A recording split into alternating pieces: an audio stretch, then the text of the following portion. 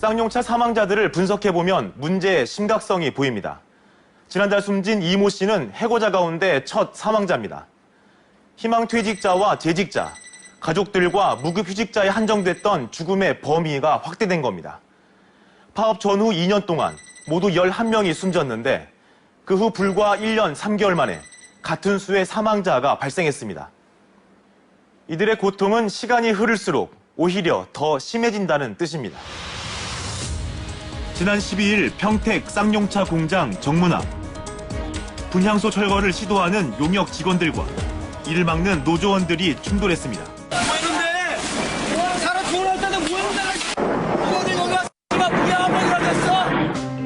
결국 분향소 자리엔 사측의 차량 한 대가 놓여졌습니다. 다음 날, 이번엔 경찰이 분향소 철거를 요구합니다. 분향소가 교통 흐름에 장애가 된다는 겁니다. 노조원들은 사측 차량은 놔둔 채 분향소만을 문제 삼는다며 반발합니다. 이 차도 불법 주차되는 거 아니에요? 그렇죠. 점용허가 진입로니까. 분향소 철거를 둘러싼 충돌은 동료들의 죽음이 전해질 때마다 반복됐습니다. 22번째 죽음을 막아야 한다는 플래카드를 건지 3일 만에 들려온 이모 씨의 자살 소식. 복직 투쟁 기간이 기약 없이 길어지면서 희망은 점차 절망으로 바뀌어가고 있습니다. 우리가 비록 22명이 죽었지만은 저는 머지않아 23명 또 나온다고 해요. 또 나옵니다. 아무리 떠밀라고 그림자가 내 옆에도 죽임의 그림자가 지금 같이 있어요. 하나 저승사자가 와 있는 거죠. 이거 괜히 말하는 거 아니에요. 다음에 내가 죽을지도 몰라요. 지난 3년 동안 이들에게는 어떤 일이 있었던 걸까? 취재팀은 쌍용차 해고 노동자들의 정신 건강을 조사했던 노동환경건강연구소를 찾았습니다. 파업 직후부터 지난해 4월까지 세 차례에 걸쳐 발표한 보고서는 이미 해고 노동자들의 죽음을 경고하고 있었습니다. 심각하다라는 거는 뭐 더 이상 이야기하지 않아도 되고, 심각하기 때문에 앞으로 더 많은 자살이나 돌연사가 있을 거다라고, 뇌심질환 형태가 나타날 거다라고 예측했고, 그것이 맞고 있어서 더욱 걱정이고요. 정신 건강상 심각한 위협 요소는 외상 후 스트레스 장애였습니다. 전쟁이나 고문 등 심각한 사건을 경험한 뒤 그 사건에 대한 공포감과 고통에서 벗어나지 못해 자살 경향이 높아지는 질환 중 하나입니다. 공장 점거 파업 과정에서 노동자들은 물과 전기가 끊긴 상태에서 헬기로 체류액이 살포되고 언제 진압당할지 모르는 불안한 생활을 77일 동안 했습니다. 문제는 외상 후 스트레스 장애 유병률이 시간이 지날수록 높아진다는 겁니다. 인명사고를 자주 경험하는 기관사보다도 6배에서 7배 높은 수준입니다. 이미 이제 오랜 시간 전투가 있었고, 그 과정에서 손상을 입을 만큼 다 입었고, 근데 문제는 이게 어느 시점에서 드러나냐는 개인 차이가 있을 수 있죠. 갈수록 고통이 그러니까 전혀 케어는 안 되고, 갈수록 소득은 떨어지고, 비전은 더 약해지고, 그러면 작았던 질병이 훨씬 더 커지는 의미를 가질 수 있겠죠. 평택 시내에 있는 한 사무실. 오후 4시, 잠에서 깬 무급휴직자 이모 씨는 출근 준비를 시작합니다. 저녁 7시부터 다음날 새벽 4시까지 근처 식재료 공급업체에 일용직으로 근무를 하게 됐기 때문입니다. 이 일 나가신 지는 얼마 되신 거예요? 한 달 정도. 한 달. 그동안밖에 못 갔어요. 계속. 일거리가 없어가지고. 사무실에서 숙식을 해결하는 이 씨. 집에 들어가는 시간은 일주일에 한 번뿐입니다. 파업 당시 상황을 물어봤습니다. 그때의 악몽 때문에 그는 아직도 술 없이는 잠을 이룰 수 없다고 합니다. 그때 기억이 아직도 잊혀지지 않으세요? 많죠. 경찰 투입됐을 때 저거보다 뚫게 맞는 거. 그것도 많이 힘든 거. 옥상에서 이제 대치하고 있다가 애들 다 이제 도망오고 나머지는 잡히고 두들겨 맞고. 대항도 안 하는데도 막 두들겨 패는데 어떻게 맞아야죠.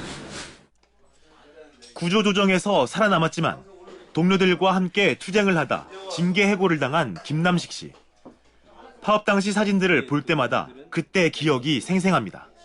여기는 이제 우리 가데이 엄마들 체류액 살포하는 거, 체류액 살포했을 때 스티로폼을 이렇게 녹았다는 거, 그럼 체류액 맞고 피부가 이렇게 다 이렇게 벗겨지고. 거기 보면은 뭐 경찰하고 이게 용역들하고 같이 이렇게 작전을 피죠, 보면은 대부분. 당시 입은 상처가 아직도 남아 있습니다. 이건 입원했을 때 찍은 사진인데요. 6년을 넘게 하더라고요. 목을 맞고 내가 기절을 했는데 목도 여기 엄청 물었어요. 견디다 못한 피해 가족들은 십시일반 힘을 모아 심리치유센터 와락을 설립했습니다.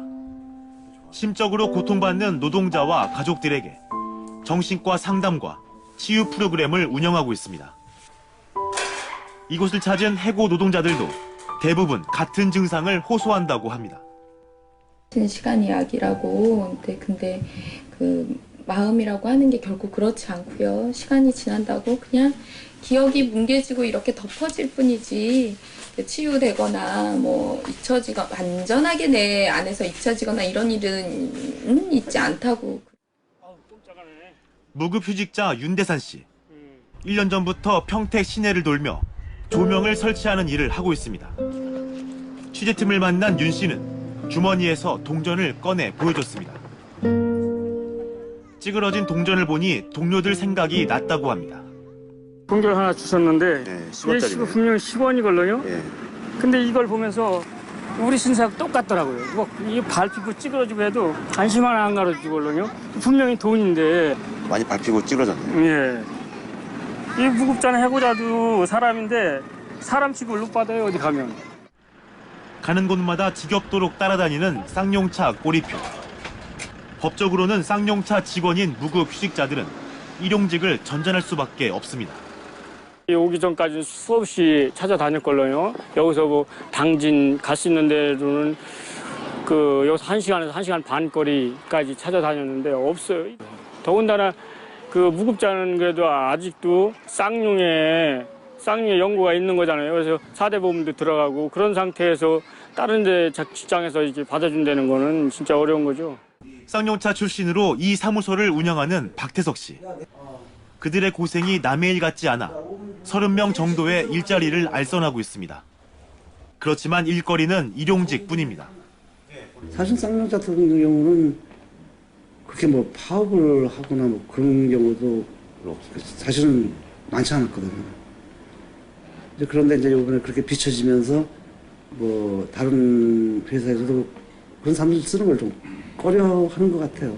28명. 쌍용 출신도 뭐 강성이고 뭐 그래서 그냥 꺼려하는 것 같고. 쌍용차 해고 노동자들 10명 중 8명이 직업이 없거나 일용직으로 근근히 생계를 유지하고 있었습니다. 사정이 이렇다 보니 일자리를 구하려면 아예 쌍용차 경력을 숨기는 게 낫다는 말이 나올 정도입니다. 그래서 그 사항만 알려지면 다니던 분도 다시 잘리는 경우.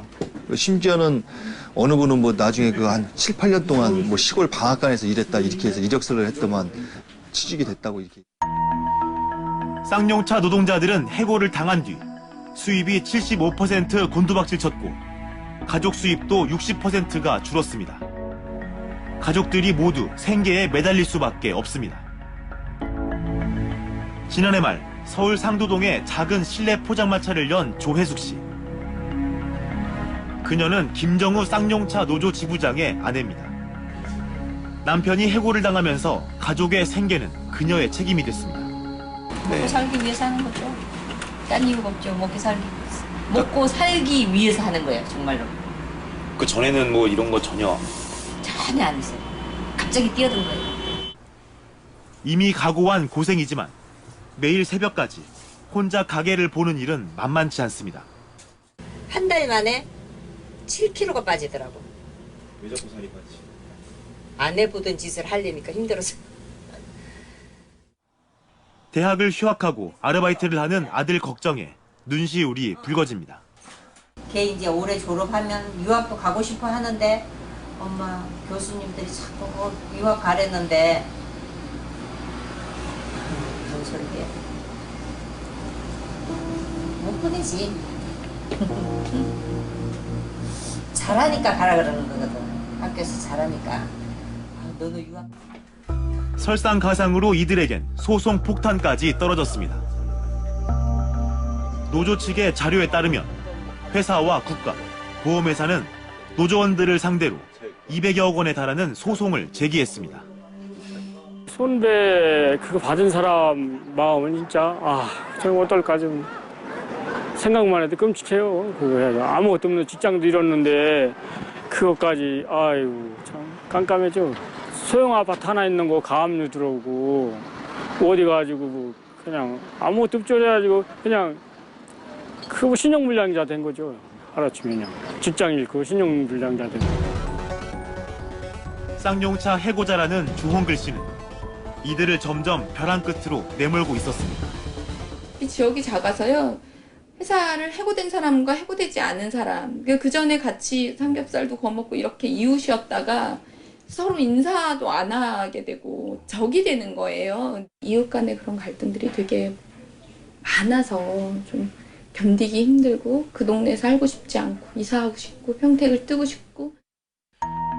쌍용차 노동자들과 가족들은 이런 환경 속에서 극심한 스트레스를 받고 있고 그 결과는 일반 인구에 비해 높은 자살률과 심근경색 사망률로 나타나고 있습니다. 특히 자살 같은 경우는 뭐 4배 정도인데 심근경색이 20배면 이거는 내가 죽을 의지가 없어도 그냥 심장이 멈춰서 죽는 거거든요. 왜냐면 고도의 스트레스 때문이죠. 그렇다면 이들은 언제쯤 그토록 바라는 회사로 돌아갈 수 있을까? 지난 16일 국회에서는 쌍용차 문제 토론회가 열렸습니다. 발제를 맡은 전문가들은 쌍용차의 생산 물량이 파업 이전 수준을 회복했다고 주장했습니다. 실제로 쌍용차의 지난해 생산 대수는 11만 3천여 대로 지난 2007년 실적에 근접했고 노동자 생산성은 1인당 23대로 크게 늘었습니다. 해고자의 재고용 가능성이 충분하다는 겁니다. 생산과 매출이 늘어남에도 불구하고 지금 현재 현장에서 일하는 근로자의 수는 과거의 평균적인 근로자의 절반에 해당하는 그런 수준에 불과하다는 것이죠. 그런데도 지금까지 쌍용차에 복직된 해고 노동자는 단 한 명도 없습니다. 노조원들은 회사 측이 86 합의의 약속조차 지키지 않고 있다고 주장합니다. 그 당시에는 그냥 그래도 그냥 젊으니까 1년 정도 다른 거 슬슬 하면서 그냥 기다리면은 1년 후에는 좋은 결과가 나오겠지, 불러드리겠지. 모든 분들이 다 그렇게 생각하고 있었어요. 예? 근데 지금 3년인데 지금은 이제 회사도 그렇고 이제 믿음이 안 가지요. 신이 안 가지요. 지난 2009년 노사 간의 합의문입니다. 1년 후 생산 물량에 따라 순환 근무가 이루어질 수 있도록 한다고 명시했습니다. 그런데 쌍용차는 왜 3년 가까운 시간이 흘렀는데도 이들을 받아들이지 않는 것일까? 쌍용차 측은 취재팀의 인터뷰 요청은 거절했습니다.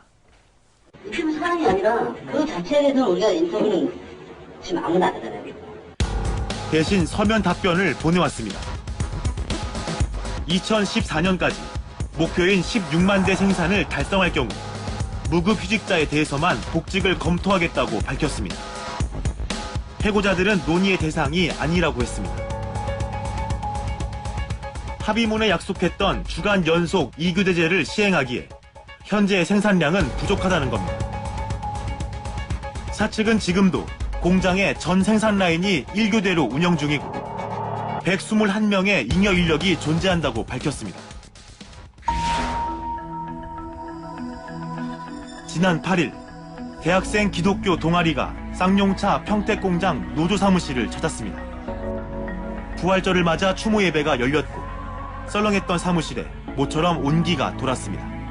속상하기도 하고 눈물도 많이 나고 또 그 죽음을 이제 지고서 이제 싸우시는 분들, 저분들 생각하면 가슴이 막막해지기도 하고 그런 마음으로 오늘 이 자리에 오게 되었어요.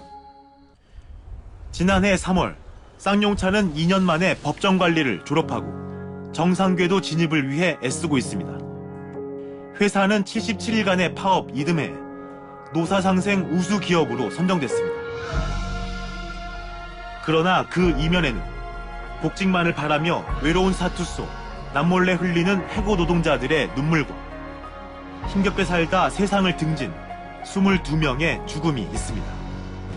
해고자가 밝을 수가 있어요? 없잖아요. 그러니까 어두울 수밖에. 어둠의 그림자예요, 이게. 어둠의 그림자. 우리는 항상 어둠의 그림자 속에 사는 거예요. 떠밀어난 난 사람들은 다 어둠의 그림자예요. 살아도 사는 게 아니에요.